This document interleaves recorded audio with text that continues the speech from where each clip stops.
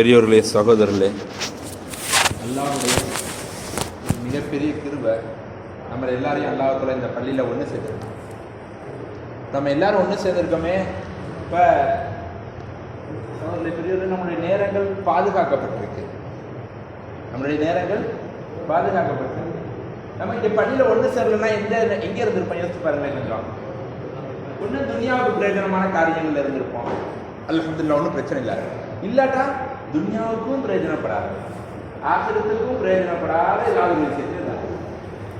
Cellphone பார்த்துட்டு இருந்திருப்போம், அல்லது ஏதாவது ஒரு பேசிக்கிட்டு இருந்திருப்போம், இல்லை யாரையாவது பற்றி புறம் பேசிக்கிட்டு உட்காந்துருப்போம், யாரையாவது பற்றி புறம் பேசிக்கிட்டு உட்காந்துருப்போம். அப்போ அதெல்லாம் விட்டு எல்லாம் நம்மளை காப்பாற்றி இங்கே நம்மளை ஒன்றும் உட்கார வச்சுருக்காங்க. இதெல்லாம் நம்ம செஞ்ச ஒரு மிகப்பெரிய திருப்பதி. அமித்ஷா கூட பேச வச்சுருக்காங்க. எல்லாத்துல ஒரு மனுஷனுக்கு தீன விளங்கக்கூடிய வாய்ப்பை கொடுக்குறாங்கள. இதுதாங்க அல்லாஹ் நம்ம மேல நலவ நாடு இருக்காங்கிறதுடைய ஒரு மிகப்பெரிய அடையாளம். எல்லாரும் நம்ம யோசிக்கணும், அல்லாஹ் என் மேல எப்படி இருக்கிறான்னு யோசிக்கணும். அல்லாஹ் என் மேல சந்தோஷமா இருக்கானா, அல்லாஹ் என் மேல கோபமா இருக்கானா கண்டுபிடிக்கிறது ஆசைப்படுறோம். எப்படி கண்டுபிடிக்கிறது? ஒருத்தருக்கு அல்லாஹ்வுத்தாலா உலக செல்வத்தை அதிகமாக கொடுத்துட்டான். உலக செல்வத்தை உதாரணத்துக்கு, இதனால அல்லாஹ் மேல பிரியப்பட்டிருக்காங்கிறது அடையாளம். ஒருத்தருக்கு அல்லாஹ்வுத்தாலா கடுமையான ஏழ்மையை கொடுத்துருக்கான். அவர் அடுத்த நேரம் உணவுக்கே கஷ்டப்பட்டு தான் சம்பாதிக்கிறார். அதனால அல்லாஹ் மேல கோவப்படுறாங்கிற அடையாளம் இல்லை. அல்லாஹ்வுடைய மிக நெருங்கிய இறைநேசர்களாக இருந்த நபிமார்கள்ல பெரிய மன்னர்களாக இருந்த நபிமார்களும் இருந்திருக்கிறார்கள். அடுத்த நேரம் உணவுக்கு வழி இல்லாத நபிமார்களும் இருந்திருக்காங்க. அப்போ உலக செல்வம் நமக்கு கிடைக்கிறது, கிடைக்காம போறது அல்லாஹ் நம்ம மேல பிரியப்பட்டிருக்காங்கிறதுடைய அடையாளமும் கிடையாது, அல்லாஹ் நம்ம மேல கோவப்பட்டிருக்காங்கிறது அடையாளமும் கிடையாது. உலக செல்வம் கிடைக்கிறது, ஆனா அப்படி ஒரு புரிதல் இருக்கு. உலக செல்வம் அதிகமாக இருந்துச்சு, வியாபாரத்துல பறக்கத், வியாபாரத்துல அதிக லாபம், அல்லாஹ் என் மேல பிரியமா. வியாபாரத்துல நஷ்டம், நோய் அதிகமானுச்சு, கஷ்டம் அதிகமானுச்சு, அல்லாஹ் என் மேல கோபமா இருக்கும். அப்படி ஒரு புரிதல் இருக்கு. இல்ல சகோதரர், நபிமார்களுக்கு எல்லாமே தான் இருக்கு. நல்ல உயர்ந்த ஆடை அணிந்து மிகப்பெரிய மன்னராட்சி செய்த நபிமார்களும் இருக்காங்க. 2 மாசம் அடுப்பே எரியாத சூழ்நிலையில வாழ்ந்த நபிமார்களும் இருந்திருக்காங்க. 2 நேரம் 2 மாசம் வெறும் பேரிச்சம்பழ தண்ணியை வச்சே வாழ்க்கையை கழித்த நபிமார்களும் இருந்திருக்காங்க. அப்ப எது அல்லாஹ் நம்ம மேல பிரியப்பட்டிருக்காங்க அடையாளம் என்றால் நம்ம தீனுடைய விஷயங்கள்ல கலந்துக்கிறது தான். நபி ஸல்லல்லாஹு அலைஹி வஸல்லம் சொன்னாங்க, மை யுரிதில்லாஹு பிஹி கைரன் யுஃபக்கிஹு ஃபித்தீன். யாருக்கு அல்லாஹ் நலவை நாடுவானோ அவருக்கு தீனை விளங்கக்கூடிய வாய்ப்பை உண்டாக்கி கொடுப்பான். தீனை விளங்குறதுக்கு உண்டான வாய்ப்பை உண்டாக்கி கொடுப்பான். நாங்க இங்க வந்திருப்போம், நீங்க இங்க வந்திருக்கீங்க, எதுக்காண்டி வந்தோம்? தீனை விளங்குறதுக்காக, மார்க்கத்தை விளங்குறதுக்காண்டி, அல்லாஹ் விளங்குறதுக்காண்டி, ரசூலை விளங்குறதுக்காக. வேற எதுவும் நோக்கம் இருக்கா? இது வியாபார தொடர்பா, சொந்த பந்த தொடர்பா, ரத்த உறவா? ஒண்ணுமே இல்லை. எதுக்காக நாங்க வந்திருக்கோம், நீங்க வந்திருக்கீங்க, எல்லாரும் வந்திருக்கோம், ஒண்ணு சேர்ந்திருக்கோம்? அல்லாஹ்வுடைய மார்க்கத்தை விளங்குறதுக்காண்டி வந்து சேர்ந்து நம்மள அல்லாஹ் ஒன்று சேர்ந்து. அப்ப சகோதரர்களே, பெரியவர்களே, இது அல்லாஹ் நம்ம மேல நலவன் நாடு இருக்காங்கிறதுடைய ஒரு மிகப்பெரிய அடையாளமாக இருக்கு. சகோதரர்களே, பெரியவர்கள், குறிப்பாக மாணவர்கள் ஜோடி வைக்கப்பட்டிருக்கு. வாலிப பருவம் இருக்குதே, இது ஒரு கோல்டன் பருவம், வாழ்க்கையினுடைய முக்கியமான பருவம். டீனேஜ்னு சொல்லுவாங்க. 13 வயசுல இருந்து 19 வயசு ரொம்ப ரொம்ப ரொம்ப முக்கியமான பருவம். இந்த 13 வயசுல இருந்து 19 வயசு வரைக்கும் ஒரு மனிதனுடைய செயல்பாடு, ஒரு மனிதனுடைய எண்ணம் எவ்வாறு இருக்குமோ அது வரைக்கும் அதுக்கேற்ற மாதிரி தான் அவனுடைய மௌத் வரைக்கும் உள்ள வாழ்க்கை. ஒருத்தனுக்கு 13 வயசுல இருந்து 19 வயசு வரைக்கும் நல்ல எண்ணம், நல்ல செயல்பாடு, நல்ல விஷயத்தில் முயற்சி இருந்தால் அது மௌத்தாகிற வரைக்கும் அது இருக்கும்.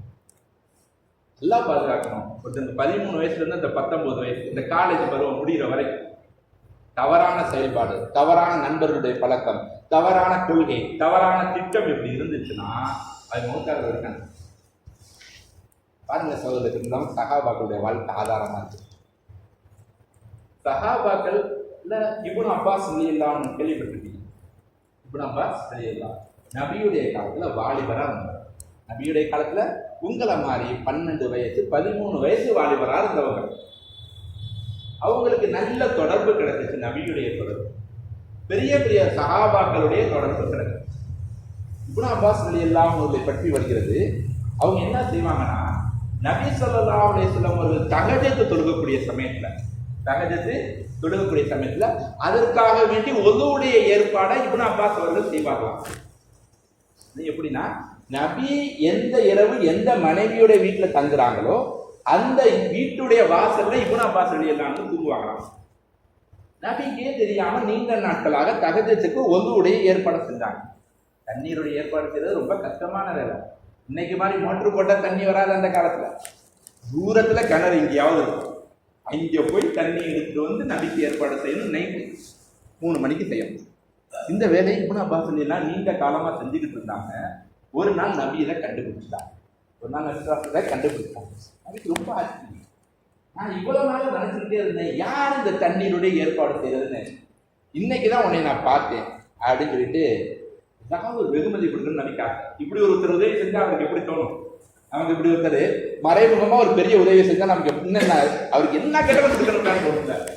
அது மாதிரி நபிக்கு ரொம்ப பெரிய ஆச்சரியம்.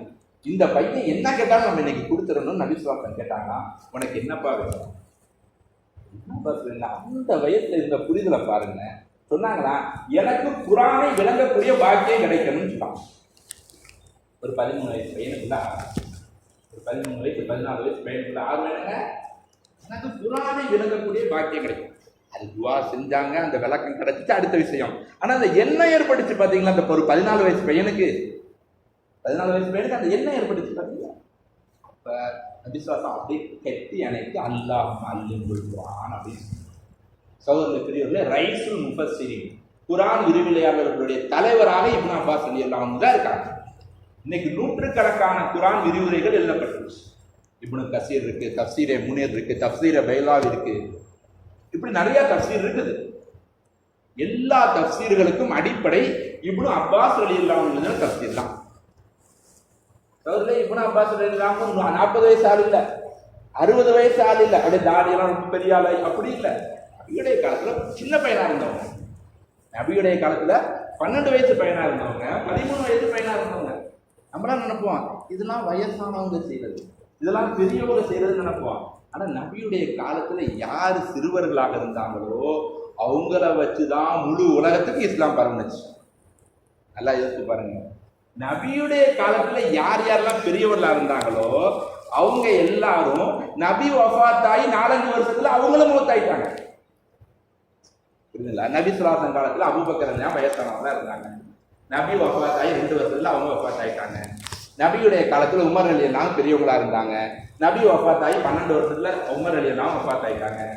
நபியுடைய காலத்துல யார் யாரெல்லாம் பெரியவர்களாக இருந்தார்களோ 45 வயசு 50 வயசா இருந்தாங்களோ அவர்கள் எல்லாம் நபி வஃபாத்தாயி 30 வருஷம் 40 வருஷத்துக்குள்ள மொத்தமா வஃபாத்தாயிட்டாங்க. இப்போ முழு உலகத்துக்கு இஸ்லாம் எப்படி போனுச்சு? ஒரு கேள்வி வருது. எப்படி போனுச்சுன்னா, நபியுடைய காலத்துல யார் குழந்தைகளா இருந்தாங்களோ, நபியுடைய காலத்துல யார் 13 வயசு 14 வயசு வாலிபர்களாக இருந்தார்களோ அவர்களை கொண்டுதான் முழு உலகத்துக்கும் இஸ்லாம் போனது. சகோதரர்களுக்கு இந்த வாலிபர்கள் தீன விலங்கல்னு முடிவு செஞ்சுட்டாங்கன்னா முழு உலகத்திலையுமே மாற்றத்தை உண்டாக்குவாங்க. முழு உலகத்திலையுமே மாற்றத்தை உண்டாக்குவாங்க. இதே மாதிரி சமீபத்தில் நடந்த ஒரு சம்பவம் நம்ம எல்லாருக்கும் தெரியும். ஒரு பெரிய நகை கடையில ஒரு மிகப்பெரிய திருட்டு ஒன்று நடந்துச்சு. ஒரு 3 நாளைக்குள்ள அந்த இந்தியன் போலீஸ், நமக்கு தெரியும் இந்தியன் போலீஸ் கொஞ்சம் மற்ற நாட்டு போலீஸ்களை விட கொஞ்சம் பவரான போலீஸ். நம்மள்கிட்ட ஒரு நல்ல பாதுகாப்பு, காவல்துறையில நமக்கு ஒரு பிரபல்யம் இருக்குது உலக அளவுலேயே. இப்போ தமிழ்நாடு காவல்துறை அந்த திருடனை கண்டுபிடிச்சிட்டாங்க. அப்போ அந்த திருடன் ஒரு 45-50 வயசு பையன் ஆள். அவர்கிட்ட கூப்பிட்டு விசாரிக்கிறாங்க, ஏன்பா இந்த திருட்டு தொழிலை செய்ய ஆரம்பிங்க? அவர் என்ன தெரியுமா சொன்னாரு, நான் 10வது படிச்சுக்கிட்டு இருந்தேன். 10வது படிச்சுக்கிட்டு இருக்கும்போது எங்களுடைய பேரண்ட்ஸ் இறந்துட்டாங்க. எங்க அக்கா தான் என்னைய வளர்த்தாங்க. 10வது படிச்சுட்டு இருக்கும்போது 10வது ஃபெயில் ஆயிட்டேன்.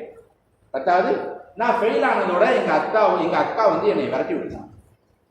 அந்த நேரத்தில் எனக்கு வழிகாட்ட யாருமே இல்லை. அம்மா தான் இறந்துட்டாங்க, இன்னொருத்தருடைய பொறுப்புல வளர்றாரு. ஃபெயில் ஆனோன்னா அவங்களும் விரட்டி விட்டுட்டாங்க. வழிகாட்டுறதுக்கு யாருமே இல்லை. திருட்டு தொழில் ஆரம்பிச்சு இன்னைக்கு வரைக்கும் திருடிக்கிட்டு. எப்ப ஆரம்பிச்சது? 15 வயசுல லேசா தடம் புரண்ட விஷயம். 15 வயசுல இந்த 10th ஃபெயில் ஆனோன்னு ஒரு அதிருப்தி வந்துச்சு. அந்த அதிர்ச்சியில லேசா தடம் புரண்டார் தன்னுடைய வாழ்க்கையில. மௌத்தாகிற வரைக்கும் திருட்டு தொழில பிரபலியமாயிட்டார். மௌத்தாகிற வரைக்கும் இன்னைக்கு நம்ம அவருடைய பேர் சொல்லப்படுச்சுன்னா எல்லாரும் அவர் திருடன்னு சொல்லுவாங்க. தமிழ்நாடு முழுக்க அவர் பிரபலியமாயிட்டார் திருட்டு தொழில் மூலமா. பாருங்க சஹாபாக்களுடைய வாழ்க்கையை பாருங்க, இங்க இந்த ரெண்டையும் கம்பேர் பண்ணி பாருங்களேன். சஹாபாக்கள் வாழ்க்கையில அவங்களும் வாலிபர்களா தான் இருந்தாங்க. நல்ல எண்ணம் இருந்துச்சு, நல்ல சிந்தனை இருந்துச்சு, நல்ல முயற்சி இருந்துச்சு. 1400 வருஷம் கழிச்சு அவரை புகழ்ந்து பேசிக்கிட்டு இருக்கோம். இன்னைக்கு இப்னு அப்பாஸ் சொன்னா எல்லாரும் புகழ்ந்து பேசுவோம். எல்லாம் இப்னு அப்பாஸ் இல்லையான்னு சொன்னா எல்லாருமே புகழ்ந்து பேசுவோம். அதே 14 வயசு 15 வயசுல ஒரு வாலிபருக்கு ஏற்பட்ட ஒரு தவறான எண்ணம் அதை ஒரு தவறான பாதையில கொண்டு போனுச்சு. இன்னைக்கு வரைக்கும் அவர் திருடனாக கிடையாது. இப்ப சகோதரர்கள் புரியுது, கோல்டன் ஹவர்ஸ் இந்த 15 to 19 வயசு அந்த காலேஜ் முடிக்கிற வரைக்கும் உள்ள வாழ்க்கை. சகோதரர்கள் புரியுது, இந்த வாழ்க்கை அல்லாவுக்கு மிகவும் பிடித்தமான ஒரு பருவம். அல்லாவுக்கு ரொம்ப ரொம்ப பிடித்தமான ஒரு பருவம். நாளைக்கு கியாமத்துடைய நாள்ல எல்லாரும் அவர்களுடைய பாவங்களுக்கு ஏற்ற மாதிரி வேர்வையில மூழ்கி இருப்பாங்க. ஹதீஸ்ல அவர் சில பேர் கணுக்கால் வரைக்கும், சில பேர் முழங்கால் வரைக்கும், சில பேர் இடுப்பு வரைக்கும். அதுல ஒரு கூட்டத்தார், அதுல அல்லாஹ்வுடைய 7 கூட்டத்தார்களுக்கு தன்னுடைய அர்ஷுடைய நிழலை கொடுத்தார். இந்த இக்கட்டான சூழ்நிலையில எவ்வளவு மோசமான சூழ்நிலை இருக்குன்னா, சூரியன் பனைமர உச்சிக்கு வந்துடும், தரைப்பகுதி எல்லாம் செம்பு தகடுகளாக மாற்றப்பட்டுடும். இவ்வளவு இக்கட்டான சூழ்நிலையில அல்லாஹ் 7 கூட்டத்தார்களுக்கு மட்டும் தன்னுடைய அர்ஷ், தன்னுடைய அரியணையுடைய நிழலை கொடுப்பாங்க. இதுல நிழல் கிடைக்கிறது ஒண்ணு, இன்னொன்னு அல்லாவுடைய நெருக்கம் கிடைக்கிறது. நிழலும் கிடைக்கிறது அல்லாவுடைய. அதுல ஒருத்தர் யார் தெரியுமா? ஷாபுன் நஷாஃபி இபாதத்தில்லா, அல்லாவுடைய இபாதத்திலேயே, அல்லாவுடைய வணக்கத்திலேயே தன்னுடைய வாலிபத்தை கழித்த வாலிபர். தன்னுடைய வாலிபத்தை சொல்வதில் நபி ஸல்லல்லாஹு அலைஹி வஸல்லம் சொன்னாங்க, வாலிபருடைய ஒரு சஜிதா வயோதிகருடைய 70 சஜிதாவை விட அல்லாஹ்வுக்கு மிகவும் பிடிக்கும். 70 சஜிதாவுடைய வாலிபருடைய ஒரு சஜிதா அல்லாஹ்வுக்கு மிகவும் பிரியமானது. சகோதரர்களுக்கு அல்லாஹ்வுக்கு நமக்கு மிகப்பெரிய வாய்ப்பை கொடுத்துருக்காங்க இந்த வாலிப பருவம். இந்த வாலிப பருவத்தை நம்ம அல்லாஹ்வுக்கு பிடித்த மாதிரி ஆக்கி கொண்டோம் என்று சொன்னால் உலகத்திலையும் நல்ல வாழ்க்கை, நாளைக்கு மறுமையிலும் நல்ல வாழ்க்கை. உலகத்துல நீங்க அதாவது நம்ம இந்த வாழ்க்கையில நம்மளுடைய கல்வி, நம்மளுடைய உலக கல்வியா இருக்கட்டும், மார்க்க கல்வியா இருக்கட்டும், இது எல்லாத்தையும் நம்ம கவனம் செலுத்தினோம்னா நம்மளுடைய உலக வாழ்க்கையும் சரியான பாதையில போயிடும். நம்முடைய உலக வாழ்க்கையும் சரியான பாதையில போயிடும், ஆகிரத்துடைய வாழ்க்கையும் சரியான பாதையில போயிடும். சகோதரர்களே, புரியவர்களே, இந்த காலகட்டத்துல, இந்த வாலிபத்துடைய காலகட்டத்துல நம்ம இதுக்காக வேண்டிய அதிகமாக முயற்சி. சகோதரர்களே, பெரியலே, அதே போன்று வாலிபர்களுக்கு இருக்கக்கூடிய இன்னொரு முக்கியமான பொறுப்பு அல்லாஹ் தஆலா கொடுத்திருக்கிறான். சகோதரர்களே, பெரியலே, பெற்றோர்களுடைய வாய்ப்பு அல்ல, பெற்றோர்களுக்கு கண்ணியம் செய்யக்கூடிய, பெற்றோர்களுக்கு ஹிதுமத் செய்யக்கூடிய வாய்ப்பு அல்லாஹ் தஆலா நமக்கு. நபி ஸல்லல்லாஹு அலைஹி வஸல்லம் தாயுடைய காலடியில சொர்க்கம், தாயுடைய காலடியில சொர்க்கம். இப்போ சகோதரர்களே, பெரியலே, ஒரு மனிதர் தாய்க்கு எந்த அளவுக்கு ஹிதுமத் செய்கிறாரோ, எந்த அளவுக்கு ஹிதுமத் செய்கிறாரோ அவர் அந்த அளவுக்கு சொர்க்கத்துக்கு நெருக்கமாகுவார். அதே போன்று நபி ஸல்லல்லாஹு அலைஹி வஸல்லம் தந்தை விஷயத்தில் சொன்னாங்க. என்ன சொன்னாங்க? என்னுடைய தந்தை பொருத்தமாக இருந்தால் அல்லாஹ் பொருத்தமாக இருக்கும். தந்தை பொருத்தமாக இருக்கிறார், நம்ம மேல நம்முடைய தந்தை பிரியமா இருக்கிறார் என்று சொன்னால் அல்லாஹ் நம்ம மேல பிரியப்பட்டிருக்கிறார் என்னுடைய அடையாளம். தந்தை நம்ம மேல கோபமா இருக்காருன்னு வச்சுக்கோங்களேன், தந்தை என் மேல அதிருப்தியா இருக்காருன்னு வச்சுக்கோங்களேன், அல்லாஹ் நம்ம மேல அதிருப்தியா இருக்காங்கிறது. ஸோ இந்த பெரிய நபி ஸல்லல்லாஹு அலைஹி வஸல்லம் மொத்த தீனையுமே இந்த பெற்றோருக்கு கட்டுப்படுறதுல கட்டுப்படுறாங்க. எல்லாருக்கும் என்ன நோக்கம்? சொர்க்கம் போகணும். எல்லாருக்குமே நோக்கம் அது பெற்றோருக்கு ஹிதுமத் செய்யறதுல ஈஸியா கிடைச்சிடும். பெற்றோருக்கு மட்டும் சரியான முறையில் ஹிதுமத் செஞ்சுட்டாரு. அவங்களுடைய தேவை என்ன, அவங்களுக்கு என்ன, இப்போ என்ன அவங்க நினைக்கிறாங்க, இப்போதைக்கு அவங்க என்ன நினைக்கிறாங்க, அதை கூட நம்ம யோசிச்சு அவங்களுக்காக வேண்டிய நடக்கும். பெற்றோர் ஒன்று சொல்றாங்க, அதை நம்ம செய்யணும், அது அடுத்த விஷயம், அது அடுத்த கட்டம். உயர்ந்த நிலை என்னவென்று சொன்னால், பெற்றோர் இப்பொழுது என்னிடத்திலிருந்து என்ன எதிர்பார்க்கிறாங்க, இந்த நேரத்தில் என் பெற்றோர் என்னிடத்துல என்ன, அதை புரிந்து கொண்டு அவர்களுக்கு நம்ம அதை புரிந்து கொண்டு நம்ம அவங்களுக்கு சகோதரர்களை புரியுது. ஹுசைன் அஹமது மதனி ரஹ்மத்துல்லாஹி அலைஹி ஒரு மிகப்பெரிய மகான் இருந்தாங்க. ஹுசைன் அஹமது மதனி ரஹ்மத்துல்லாஹி அலைஹி சகோதரர்களை புரியுது, அவர் இந்தியாவை சேர்ந்தவர், இந்தியாவை சேர்ந்தவங்க. ஆனா அவங்கள எல்லாருமே மதனி, மதினாக்காரர்னு சொல்லுவாங்க. ஏன்னா ஹுசைன் அகமது மதனி ரஹ்மத்துல்லாஹி அலைஹி அவங்க இங்க வாழக்கூடிய சமயம், இந்தியாவில் இருந்த சமயத்திலேயே அவங்க ஆசைப்பட்டது, நான் மதினாவிலே வஃபாத்தாக வேண்டும் என்று ஆசைப்பட்டாங்க. மதினால வஃபாத்தாகணும்னு ஆசைப்பட்டாங்க. அவங்க பெற்றோருக்கு அதிகமாக சிறுமை செய்யக்கூடியவர்களாக, அதிகமாக பணிவிடை செய்யக்கூடியவர்களாக இருந்தாங்க. அதன் காரணமா அல்லாஹ் தஆலா அவங்களுக்கு எவ்வளவு பெரிய உயர்ந்த அந்தஸ்து அப்படின்னா, மதீனாவுடைய இஸ்லாமிய பல்கலைக்கழகத்துல ஆசிரியர் ஆகக்கூடிய வாய்ப்பு அல்லாஹ். ஒரு இந்தியாக்காரரு மதீனாவுடைய யூனிவர்சிட்டியில ஆசிரியர் ஆகிறதுங்கிறது ரொம்ப ரொம்ப வாய்ப்பே இல்லாது. இந்தியாக்காரரு மதீனாவுடைய யூனிவர்சிட்டியில போய் படிச்சாலே பெரிய விஷயம். மதீனாவுடைய யூனிவர்சிட்டியில சீட்டு கிடைச்சு அவர் அங்க படிக்கிறாருனாலே இங்க தமிழ்நாட்டில் எல்லாருமே அதை பெருமையா பேசுவாங்க. ஆனா ஹுசைன் அகமது மதனி ரஹ்மத்துல்லாஹி அலைஹி அங்கே ஆசிரியர் ஆகக்கூடிய வாய்ப்பு. அதே மாதிரி ஹுசைன் அகமது மதனி ரஹ்மத்துல்லாஹி அலைஹி அவர்கள் அங்கேயே வஃபாத் ஆகிறாங்க. அங்கேயே நபி அங்கே ரவுலா ஷரீஃப்ல பக்கத்திலேயே அவர் அடக்கப்பட்டார். என்னங்க, மதீனாவிலேயே அடக்கம் செய்யப்பட்டார். அவர் சொல்ல இவ்வளோ பெரிய கண்ணியவாதம் இதன் மூலமாக கிடைப்பதுன்னு சொன்னால் அவங்க பெற்றோருக்கு அந்த உபாவம், பெற்றோர்களுக்கு அவர்கள் செஞ்ச பணிவிடை. அந்த சகோதரர்கள் பெரியவர்களே, நம்ம பெற்றோர்களுக்கு அதிகமாக கண்ணியம், பெற்றோர்களுக்கு அதிகமாக கண்ணியம். அடுத்ததாக இந்த விஷயங்கள் நம்ம கற்றுக்கிறதுக்காக வந்து அல்லாவுடைய இந்த விஷயங்களை கற்றுக்கிறதுக்காக சகோதரர்கள் பெரியவர்களே, நம்ம அல்லாவுடைய பாதையில் எப்போ போடுவோமோ அப்போ தான் இந்த விஷயம்லாம் ப்ராக்டிக்கலாக செஞ்சு பார்க்க முடியும். ப்ராக்டிக்கலாக செஞ்சு பார்க்கணும். இப்போ எவ்வளோ நேரம் சுன்னத்துகளுடைய சிறப்புகளை பற்றி சொன்னாங்க, பலவிதமான சிறப்புகளை பற்றி பேசினாங்க. ஆனால் இதை நம்ம பேசிட்டு கேட்டுட்டு போயிடுவோம், தெரியல சகோதரர்கள். ஆனால் இது நம்முடைய வாழ்க்கையில் வரணும்னு வச்சுக்கோங்களேன். இது நம்முடைய வாழ்க்கையில் வரணும்னா நம்முடைய நேரங்களை காலங்களை ஒதுக்கி அல்லாவுடைய பாதையில் சகோதரர்கள் பெரியவர்களே, சஹாபாக்கள் சின்ன சின்ன வாலிபர்களாக இருக்கக்கூடிய சமயத்திலேயே அல்லாவுடைய பாதையில், சின்ன குழந்தையாக இருக்கக்கூடிய சமயத்திலேயே அல்லாவுடைய பாதையில் போனாங்க.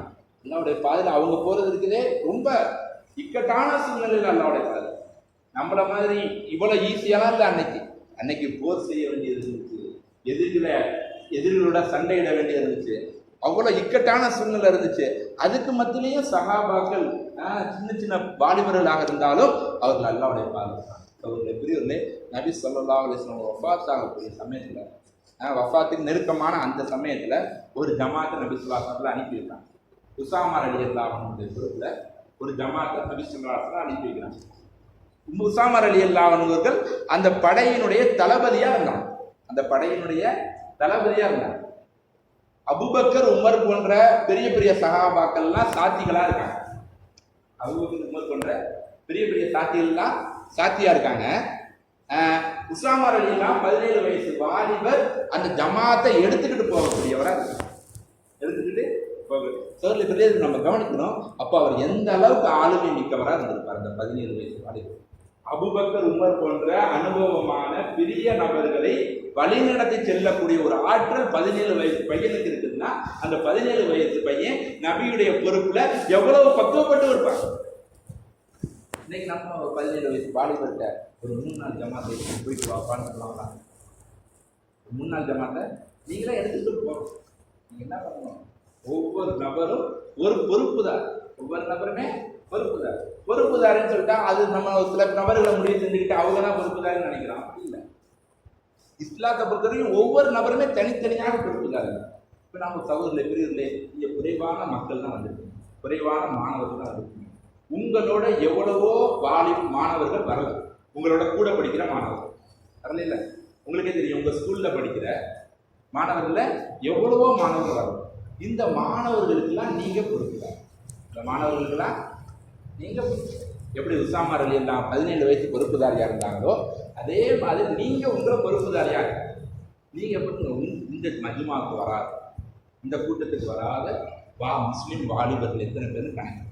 உங்களோட ஸ்கூலில் படிக்கிறாங்கல்ல, இப்போ நீங்கள் 10th படிக்கிறீங்க, 10th எத்தனை முஸ்லீம் ஸ்டூடெண்ட் இருக்காங்க.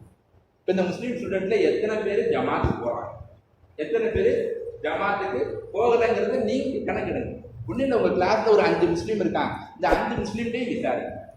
5 முஸ்லீம்கிட்டையுமே சரி, நான் ஜமாத் போகிறேன், நான் அல்லாவுடைய பாதையில் போகிறேன். நீ உங்கள் மகளால் ஜமாத்துடைய தர்த்தீப் செஞ்சுருக்காங்க, இல்லைன்னா வா நம்ம அல்லாவுடைய பாதுகாப்பு அப்படின்னு சொல்லி என்ன பண்ணுவோம், நம்ம ஒவ்வொருத்தரும் பொறுப்பெடுத்து நம்ம தயாராகணும். தயாராகலாமா இன்ஷா அல்லாஹ்? சகோதர பெரியவர்களே, எல்லா நபர்களுமே அல்லாவுடைய பாதுகாப்பு. இல்லாம 10th முடிச்சவங்க சரி, 11th 12th காலேஜ் எந்த இதாக இருந்தாலும் சரி, அவங்க இந்த லீவுடைய காலத்தை பிரயோஜனமாக லீவுடைய காலத்தை பிரயோஜனமாக கழிக்கணும். சகோதர பெரியவர்களே, இன்னைக்கு யூதர்களுடைய சூழ்ச்சி ரொம்ப மோசமாக நடந்து கொண்டு நம்மளுடைய நேரங்களை வீணாக்குறதுக்காக வேண்டி மிகப்பெரிய சூழ்ச்சிகள் செய்யப்பட்டு நம்முடைய நேரங்கள் திருடப்பட்டு கொண்டிருக்கிறது. செல்போன் மூலமாக நம்ம ஒவ்வொருத்தருடைய நேரங்களும் திருடப்பட்டு கொண்டிருக்கிறது. நம்ம யார்கிட்டையுமே நம்மளுடைய நேரங்களை விட்டுறக்கூடாது. நம்முடைய நேரங்களை பிரயோஜனமான விஷயங்களை, நம்மளுடைய விடுமுறை காலங்கள் இருக்குது, அது நமக்கும் பிரயோஜனமாக இருக்கணும், நம்மை சார்ந்தவர்களுக்கும் பிரயோஜனமாக இருக்கணும், நம்ம மூலமாக உம்மத்துக்கும் பிரயோஜனமாக இருக்கணும், நம்ம மூலமாக முழு உம்மத்துக்கும் பிரயோஜனமாக இருக்கணும். அதுக்கு தான் நம்ம அல்லாவுடைய பாதுகாப்பு. சில தயாராகலாம்.